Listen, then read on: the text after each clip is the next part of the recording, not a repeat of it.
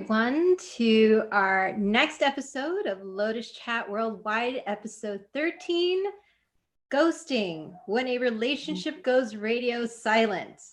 So I would like to welcome you all today to this episode and to everyone who's been following us for the past 12 episodes. Thank you so much for being a part of our Lotus Chat team. And for those who are new, welcome, welcome. My name is Jennifer. I'm one of the Lotus ladies. And I would like to introduce my other fellow Lotus ladies who are on today's episode. And I have to say, we do miss the rest of our ladies today that were not able to be a part of this, but let me go ahead and introduce Laura. Hello. And Zian. Hi, everyone. So as I mentioned today, this is a very wonderful episode that actually came in via viewer request. Yes. So thank you for that. And of course, just as a reminder, we definitely welcome all of your comments and suggestions for future episodes. So let's dive in. Again, the episode is on ghosting. What is ghosting? Well, if you are not familiar with ghosting, ghosting is when a relationship or connection that you are in all of a sudden goes radio silent, and you do try to reach out to see what is going on. Is there something off? Did something happen?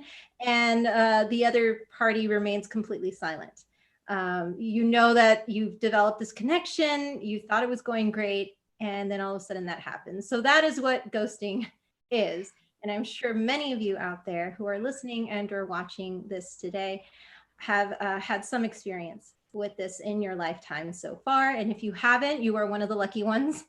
So let's go ahead and get started. As I mentioned, this is a viewer request. And the very first question that we were asked to kind of explore was, why do people ghost, and why is it a norm that a lot of us are affected by? So that's a great question. Why do people ghost? As someone who has been on both sides of the table as a ghoster and a ghostee, sometimes I feel as though it is hard to be in that experience of being confronted by something that isn't working. And you need to kind of create that space to either think about it and or at times maybe you're just not interested or into it. And it's kind of hard to have those conversations with the other party, but it's in no way, shape, or form something that has, how can I put it? For me, as someone who's been ghosted, it definitely didn't feel good at all, because there were a lot of unanswered questions as to why it happened. As someone who ghosted somebody in regards to dating, for example, as someone who's been the recipient of it, I realized looking back that not sending that text to explain why it wasn't going to work out, or why, maybe we could just be friends, having that type of conversation with someone versus, I don't think this is going to go into a relationship. I think it would have been better to approach it from that rather than kind of letting it trickle away in a way. But again, as I mentioned, as someone who's been on both sides of the table, ghosting is a really hard experience to go through. And I'm sure my other Lotus ladies who are here today can definitely relate to that. And Laura, I'd like to hear your take on why ghosting is the norm and why people do it. I think there's a surface answer and then there's a deeper answer. So I'm going to try to explain both. I think that the surface answer is people have a hard time with difficult conversations. We all like to say things to people that they want to hear and that makes them happy. But if we think there will be tears or there will be coercion or there'll be some kind of drama ensued, then we don't want to have it. And so we run away from it. I see this also in the workplace. A lot of managers don't want to have tough conversations with their employees, so they ignore them. They see them, but they don't talk to them. They don't write emails to them. And I think it's kind of the same way in relationships, both in platonic and loving relationships. It's, I don't know how to speak to you. I don't know how to say it. I may not have my voice So I'm just going to ghost you because I don't know why. I think there's a deeper reason too, and we call it the ghostie and the ghoster, but I've also heard the runner and the chaser.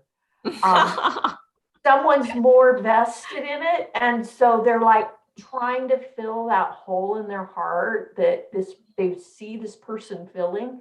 So I'm going to chase you and convince you that I'm the one for you. And then the runner is like, oh my God, if they only knew me, they would know that I couldn't possibly fill that hole. And so they're bolting like a lightning bolt. And so I think that if you are the ghoster or the ghostie or the runner or the chaser, there's no shame in that. I think it self-reflection on why. What is it in me that I'm trying to fill, or what is it that I'm trying to run away from? And those are deep conversations with yourself. It's self-reflection. It's why do I do that? What am I afraid of? Am I afraid something's going to happen? And so if you find yourself in either role, there is a surface answer, but really look at yourself and ask yourself, why am I feeling this way? How can one person have that much power over me? Just my thoughts. Zian, I know you've always got wisdom, so tell us what you're thinking about this. Well, thank you so much for sharing that wisdom, Laura. I love that. And I think it's true what you said that, it's not easy. People don't like difficult conversations. And to have conversations where you can clear the space is extremely tricky, especially when the relationship is not set in stone yet. Are we an item? When we're probably not. Are we heading towards that way? It seems like it is. But I guess the perspective I want to offer is I think a lot of people is very interested with the idea of being in love, but they may not be interested in being in love with you. That's probably a bit too direct sometimes, but I think the feeling of being in love, it's very easy. It's very easy to fall into that feeling, which, I have gone there many times, but then to realize that, oh, is this really the route that I want to? But then it's so fast that you hit from liking that feeling of being in love to, oh my God, is this it? Like, is this the point that I need to decide? And then suddenly it just hits you. And it's when that feeling comes, it's not easy to tell that person, hey, something's not right. And it's intuition, or I just don't feel right. It's not easy to explain that. So from letting it off for a bit, for a few days, became weeks, and then became years, and then it's just easier not to say anything. Wow, I knew that was going to be wise. But Zian, I want to add something to what you challenged us with. I think also, as you were talking about, it starts with we want to be loved, we want to be in love, we want to have the feelings, but there's also fear of, am I going to get hurt? Fear of, where is this going? And instead of saying, let's just flow and let it go and see where it goes, we're like, I got to stop this now. So I hear exactly what you're saying. And I think there's so much truth to that, in that feelings change 1 minute to the next. And we can't control someone else's feelings. And I'm not sure they can either. And Laura, that's a great point. I think this also adds to the whole idea about meeting somebody where they're at. And in that relationship, whether it's, intimate one or a friendship, when you come into connection with somebody, you're meeting them where they're at that time. And like in my case, and I'm going to be honest and open with everyone out there was a period in my life where I was dating to experience what it was like to date. After coming off of a very long relationship where I was going to marry someone, I felt like I wanted to get to know more people, see what was out there. And at that time, I wasn't necessarily focusing on long-term.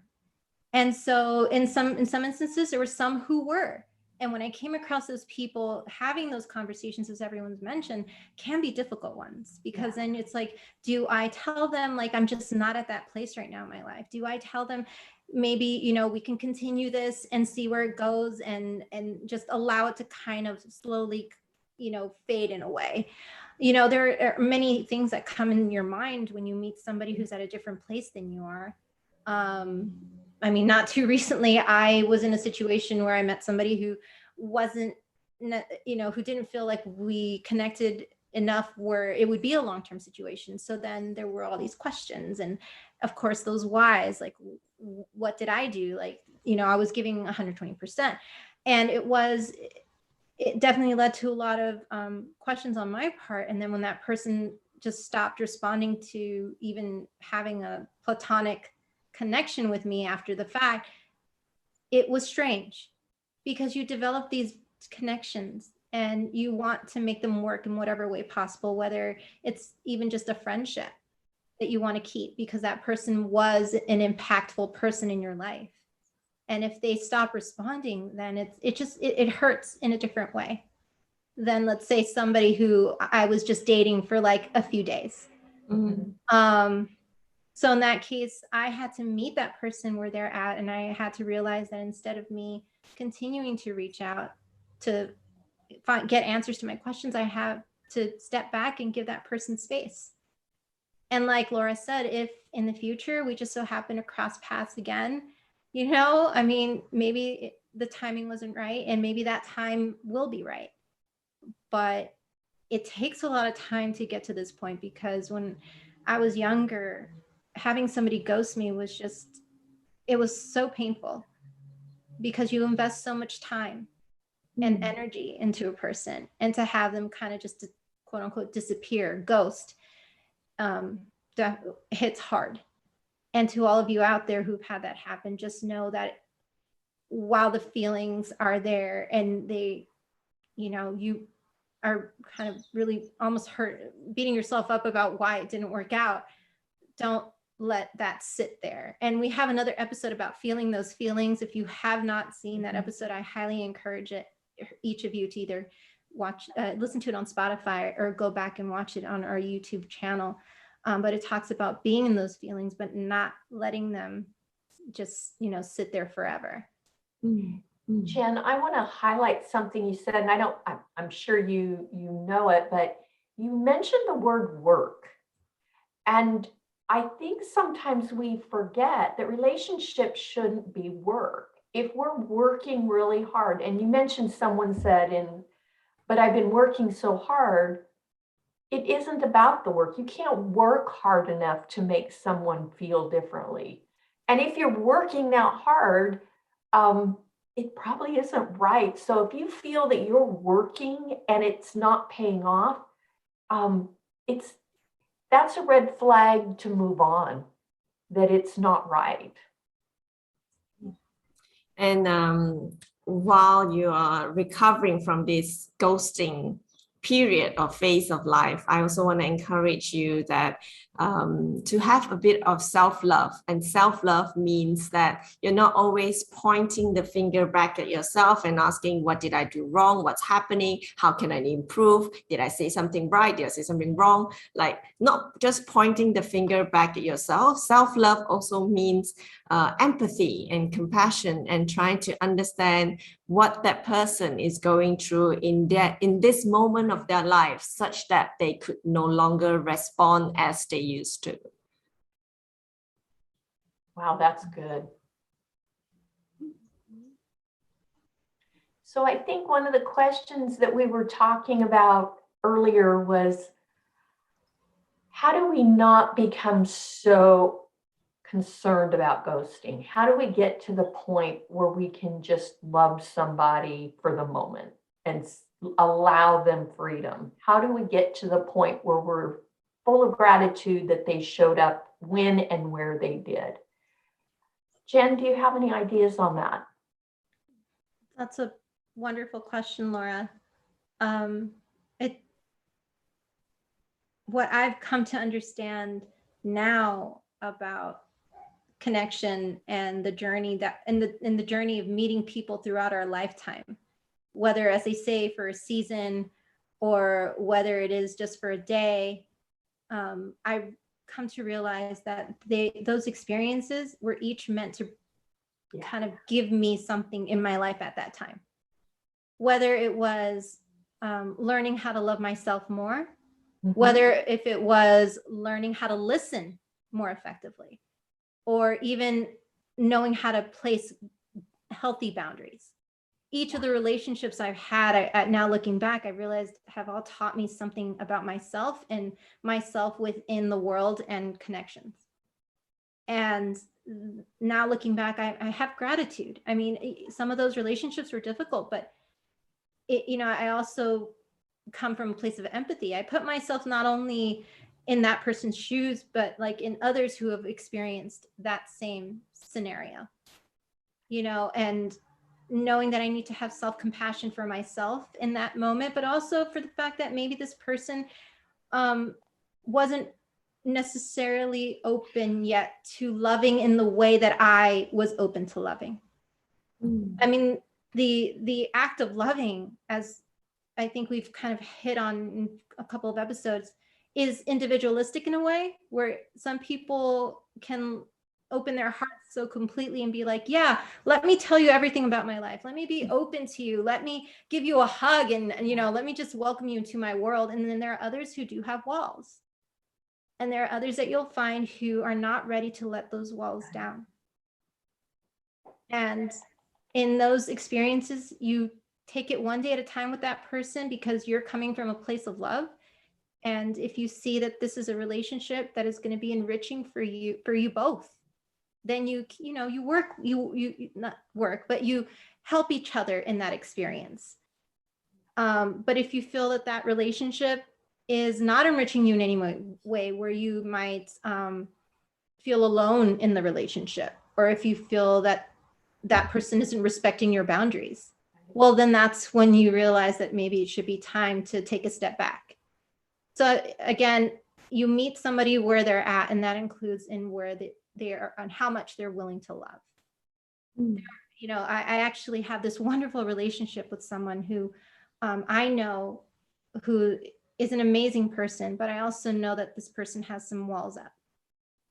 But because I love this person, I want to be there for them and take it one day at a time, one step at a time, because then that person will learn how to trust you, because they can trust, their family. They can trust, let's say, a really close friend, but having somebody walk into your life that has you're basically strangers, no history, and to have somebody welcome you in, it's going to take time for some to do that. So let's be patient. Let's show some compassion for that person, and always remember to put yourself in their shoes. Yeah. Cian, when will the feelings of hurt or disappointment go away? I think the timing is different for everyone. If I could recall the last time that I felt this way, it took me almost a week to kind of really, felt better after that. And in the beginning, it felt as hurt as breaking up, I think. It's so deep because the connection and the time that you've invested in it was so strong. And I think just like any other relationship that didn't turn out, time will heal and you will kind of, soothe things out. Yeah. What do you think, Laura? One of the things that I'm learning now, and I'm not at the learned stage yet, but I'm working on it, is to enjoy everyone in the present moment, to feel neutral about expectations, and know that divine timing will bring things to us when it's meant to be, and things will leave when they're meant to leave. And I know that sounds pretty esoteric, it sounds pretty out there, but we have such expectations and we hold on and we try to control, and then we wonder why we've made a mess of it. And I'm learning the art of neutrality, loving people for where they are. I like what Jen said. Being present, enjoying that person at the moment. I may not see them for 10 years, but I'm enjoying them at the moment.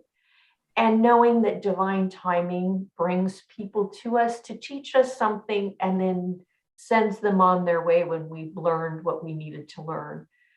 And if you can be at peace with that and realize that, then people become a joy and they become a gift rather than something you've got to hold on to and something you've got to conform to. So that I'm learning that, and I'm still a work in progress. I love that, Laura. It's beautiful. Staying neutral and just, experience that person and see what message is coming through to us. Yeah. What do you think, Jen? It's beautiful what both you and Laura have said. I've loved every minute of it.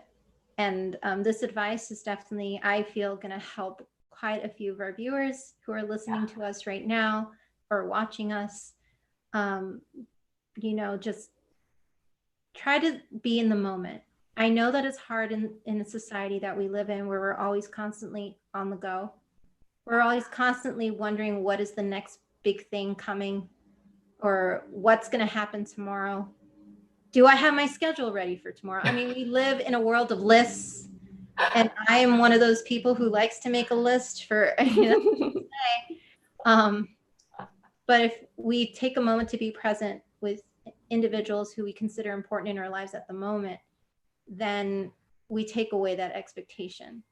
And then we live more in that moment. And I love that idea. And it is something to practice because, as I said, it's not easy. And thank you, Laura, for reminding us to do that. And also about divine timing. I mean, we've mentioned it. I was lucky enough to reconnect with somebody 10 years after the first time we dated, and we were young. And I even remember how much of life was just different for the both of us. I mean, that you meet somebody at a point in their lives when they are just wanting to enjoy life, and then you meet somebody later on after all the lessons you both learned, and the experience is different. And I'm not saying, have that expectation that a relationship will get to a point where it's like, wow, like it's almost like being with a different person. Take it one day at a time and just be in the present moment with that person. And if you just so happen to cross paths again, take it as if you're meeting somebody as they are, not as they were. Because I know sometimes we tend to put in that past experience into a present experience. So just be open to the possibilities.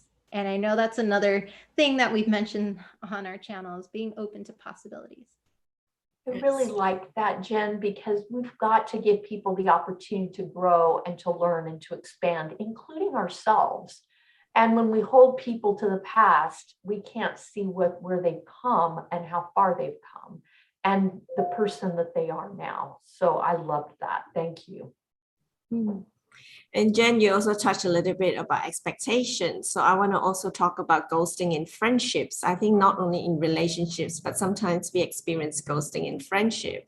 And I've encountered so many times when I thought I was being ghosted in friendships, and then we connected like months later on, only to realize, oh my God, there is so much thing that's going on in my friend's life that I was absolutely not aware about, and that I was wrong to be so self-centered and kept thinking, what did I do wrong? What's happening? What did I say? Did I not reach out enough? But then only to realize that, oh my God, my friend is going through so much stuff in their life, in their marriage, with their kids and all. So I think having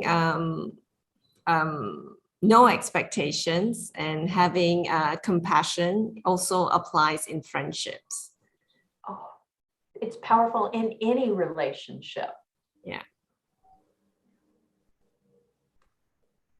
Well, I really hope that our listeners have enjoyed this. I have learned so much from Jen and Zian tonight, and I hope that this answered our viewers' question about ghosting and answered some of the things that they brought up. We really value at Lotus Chat when our listeners ask for specific topics to be addressed. So please feel free to do that. Reach out to one of us, reach out on our chat in YouTube, Also, we have a Gmail account, lotuschatworldwide@gmail.com. So you have a number of ways that you can reach us. And we would love to highlight your question or your subject on one of our future episodes. I do want to let you know that we do have a topic for next week, and that is women and stereotypes. So your mind can reel over the next week as to what we're going to talk about and which stereotypes we're going to highlight. So be prepared for that, and we hope you enjoy it. Please, we want to ask you one more time, as we always do, if you're watching us on YouTube, could you please subscribe? And that way, every week when we add a new episode, you'll be alerted to that, and you'll be one of our subscribers. If you listen to us on Spotify, please favorite us so that we can be a favorite of yours on Spotify as well. And what I would like to do before we close for the evening, I just want to ask you a question, and I want you to think about this over the next week. And if you could, write your response in the chat. And we do read the chat, so please consider the question and then give us your feedback. The question I have for you is, have you ghosted someone, and how did it affect you? Good question. I can't wait to see the responses. Ladies, it is always a privilege to work with you. Jen and Zian, thank you. Matilda and Jazzy will be with us next week, hopefully. And with that, we're going to close for tonight, and we'll see you next week. Thank you. Thank you, everyone.